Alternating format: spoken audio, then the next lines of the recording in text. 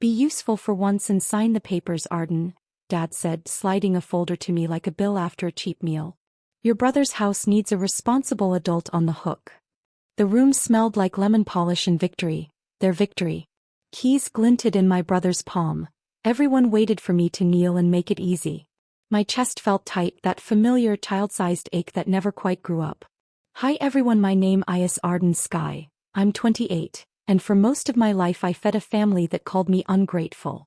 I paid their overdue utilities with my first internship checks, fixed their cars with my first bonus, and when the roof leaked last winter I bought the shingles. They said it was just what daughters do. I told myself it was love. Tonight Dad bought my brother a house. And he gave me the mortgage. I flipped open the folder. Pages, declarations, payment schedules, an authorization form with a digital signature block already glowing pending. There was even a highlighted line. Co-borrower guarantees full payment in the event of default. My finger hovered and Dad chuckled soft and mean. Since you're always the responsible one, put it in writing. I didn't agree to this, I said, voice low. You said you'd help family, my brother smirked. This is help. Help like a collar. Help like a leash. I studied the numbers. 30 years, a monthly that would chew more than half my salary through recessions and layoffs and any children I might someday meet. The pages whispered a life sentence I didn't choose. My mother poured coffee I didn't ask for. It'll be good for your credit, she said brightly, the way people recommend prayer to the drowning. I closed the folder and pushed it back. No. Silence cracked like ice. Dad's smile vanished. Excuse me. No, I repeated. My hands were steady. My stomach wasn't. Something inside me stood up from a very old chair and walked to the door. Dad's voice dropped, dark as the bottom of a well. You'll regret that. Maybe I would. But a different thought rose like a sunrise in my blood. Maybe they would. And when my phone buzzed with a new email, subject line, mortgage confirmation, co-borrower added, I realized the betrayal had already begun. I didn't blink. I opened the email at their table, the lemon polish turning to fumes. Co-borrower added, I read, my voice even. A PDF previewed below. Loan documents bearing my name. Dad leaned back, satisfied. See? We made it efficient for you. You added me without my consent, I said. It's family business, he said like he was explaining gravity. My brother clinked the keys against his mug. Welcome to the team. I left the house without the coat I'd draped behind my chair. Night air bit my arms, but the bite felt honest. In my car I scrolled the PDF. My name in neat black type, my credit score listed like a harvested organ. A squiggle in the signature field marked, Arden S. Not mine, not even close. The timestamp was from last night. I had been asleep. By morning the phone calls began. First Dad, then Mom, then an unfamiliar number. We just need your confirmation email, the lender's rep chirped. I hung up and made coffee I could swallow. I forwarded the documents to myself twice, then printed them at work and slid them into a plain manila folder, the kind I'd used for everyone else's emergencies. When I refused to confirm, the tone shifted from syrup to salt. You owe us, Dad spat over the line. After everything we invested in you. Invested. As if love had interest rates. As if I was their underperforming stock. On Friday, a process server found me on the sidewalk outside my office. Arden Sky? He asked, gentle as rain. He placed a packet in my hands. Summons and complaint. My family, was suing me for $500,000, claiming I'd promised to cover my brother's mortgage and reneged, causing emotional and financial harm. I stood there, traffic wake flapping the summons in my fingers, and felt like I was watching the past sign checks against my future. I called a number I'd saved a year ago and never used. Maya Chin, attorney, the voice answered. Ms. Chin, I said, steady again. I need you. I glanced at the pages, at the forged signature, at the highlighted guarantees. And I have receipts. Because if they wanted a courtroom I would bring a ledger. We met in Maya's office on Monday, glass walls humming with a quiet that felt like armor. She was small, sharp-eyed, and listened the way surgeons watch monitors. I set the manila folder down, then another, then a third, printouts of bank transfers I'd made to my parents over the years, text from Dad asking for a quick $1,200 to keep the lights on, screenshots of my brother's, I'll pay you back Friday, that I learned to treat like folklore. Maya leafed through the mortgage PDF, tapping the digital signature. You didn't sign this. No. Her pen hovered. And you didn't consent to being added as co-borrower. Correct. We'll need the metadata, she murmured. IP device timestamps. Also any communications where they reference expecting you to pay. I opened my phone. There was Dad's message from the night before the signature. Since you're the responsible one, we're just going to add you. Family decisions, not debates. The words tasted like pennies. Maya printed it. Good. I'll request discovery from the lender and file a counterclaim. Fraud, identity theft, unjust enrichment, intentional infliction of emotional distress. She glanced up. You okay to go scorched earth if needed? My mouth said yes before my heart confessed how it trembled. Yes. She nodded. And Arden, don't speak to them without me. No more calls. If they contact you, forward it. We want their words in the record. That night, I sat at my kitchen counter with a sticky note army. Dates, dollar amounts, sarcastic little memories that now read like exhibits. The past reordered itself into a ledger. My generosity on one side, their appetites on the other. For the first time I could name the balance. When Maya's discovery request hit, my brother switched from smug to slippery. He sent an apology just between us, asked if we could keep lawyers out of it, and offered to treat me nicer if I cooperated. I took a screenshot and sent it to Maya. Perfect, she replied. Patterns of coercion and control. A week later, the lender produced the audit log. The e-sign session had been initiated from an IP address registered to my parents' house, and the device ID matched my brother's laptop. The cursor had scribbled my fake signature at 12:41 a.m. The evidence stack hummed like a live wire. Next step, Maya said, signing a motion. We ask the judge to review everything. And we file a complaint with the lender's fraud unit. I stared at my forged name, once a wound, now a weapon. Let's make sure the right people read it. Because truth, I was learning, isn't always loud. Sometimes it's a series of quiet, devastating receipts. We walked into court like we'd practiced breathing. The courthouse smelled like old paper and colder promises. Dad and my brother sat at the plaintiff's table in suits that made them look like men who'd learned manners by wardrobe. Dad refused to meet my eyes. My brother did, then looked away first. Sky versus sky, the clerk announced like a cruel joke. The judge, a woman whose gaze made the room crisp, reviewed the docket. Their attorney stood first, voice smooth as varnish. Your Honor, Miss Sky promised to cover the mortgage. This is a simple breach. Promises can be oral, he added, tasting the phrase. Maya rose. Your Honor, we have evidence of identity theft, fraud in the execution, and a pattern of financial exploitation. She placed our stack of exhibits on the ledge. PDFs, printouts, the audit log, the text. She didn't raise her voice. He didn't have to. The judge read. The room got very, very quiet. Counsel, she said to their side. Why does the e-sign log show the session originated from the plaintiff's address at 12:41 a.m. while the defendant was, per her location data, at home asleep? Their attorney fumbled. Family members often share. And why, the judge continued, is there a signature that does not match the defendant's prior legal documents? Dad's jaw pulsed. My brother's fingers worried the seam of his jacket. I felt a strange, soft calm, like standing in the eye of a storm I didn't call. Maya slid forward another exhibit. Your Honor, please note the message the night before.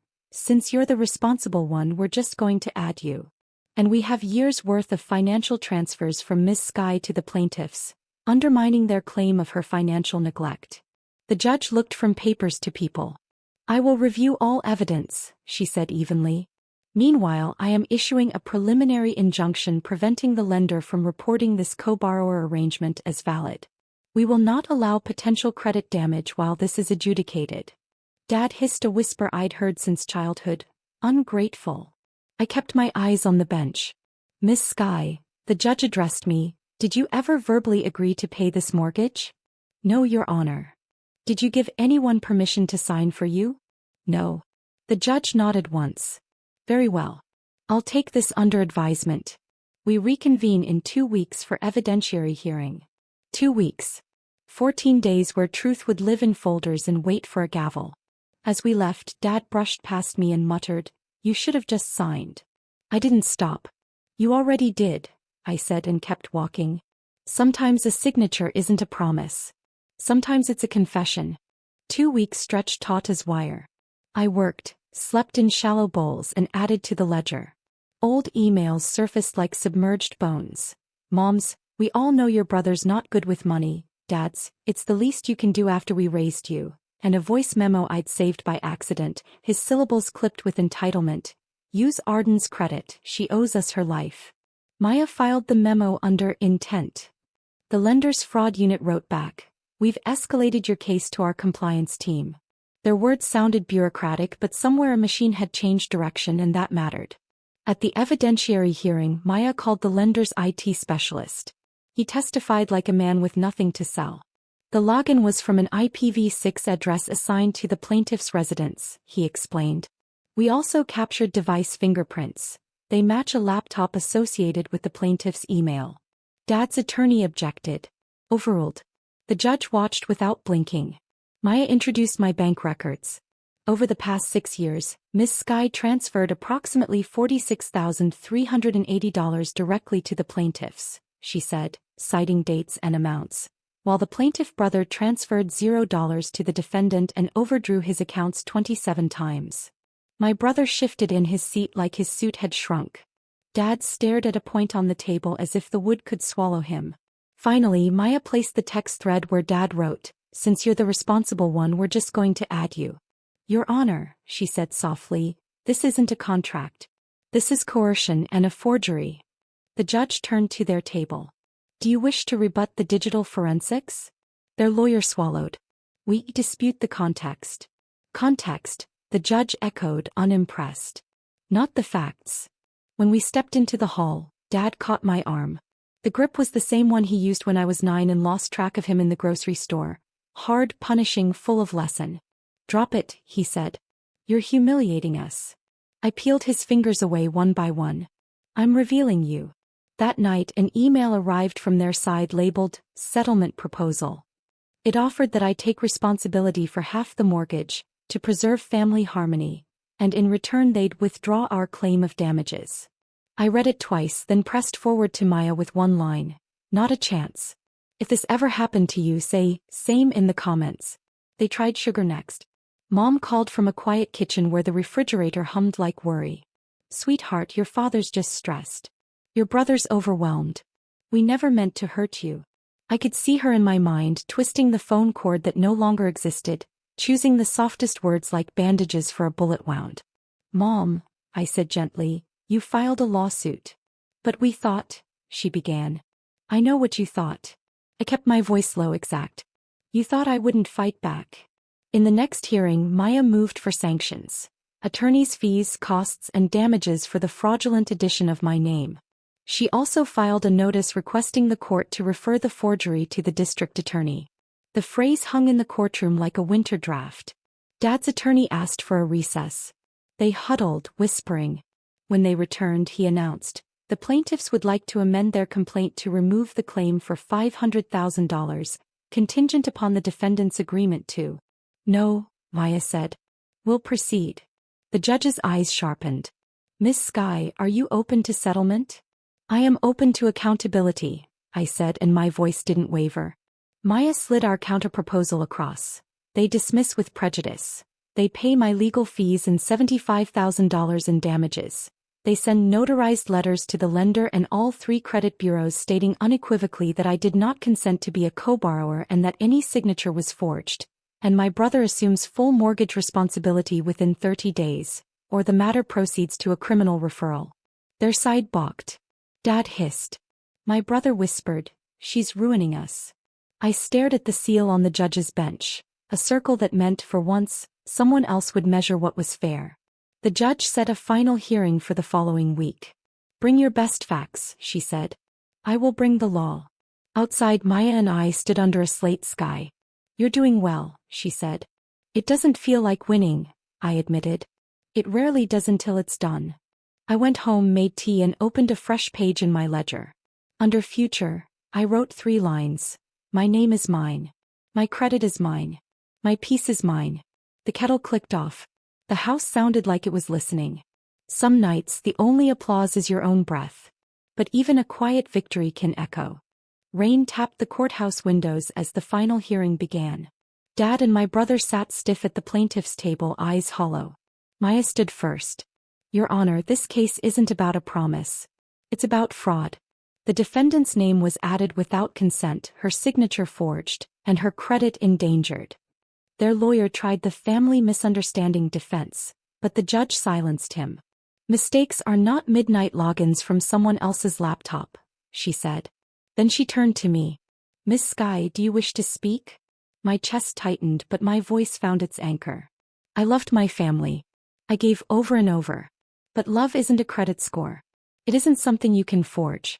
I refused to finance my own erasure. The judge leaned back, eyes sharp.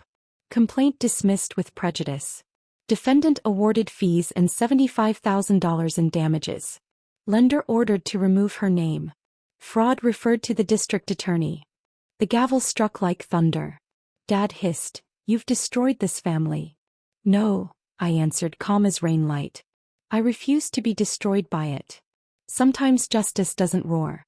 Sometimes it walks in quietly, wearing a robe, holding a gavel. The quiet after the verdict felt strange, like stepping into sunlight after years underground. The lender's letter arrived. "We have removed your name." Signature flagged as fraudulent. I pinned it to my fridge like a medal. The $75,000 settlement landed in my account. It wasn't fortune, it was freedom.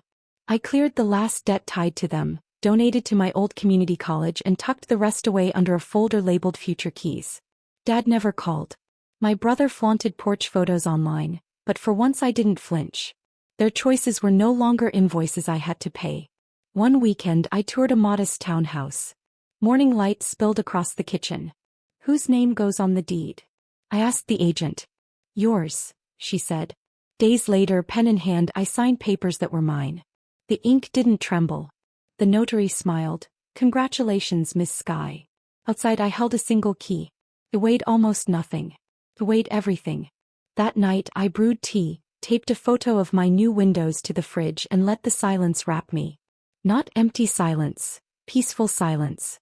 This time the life was mine alone.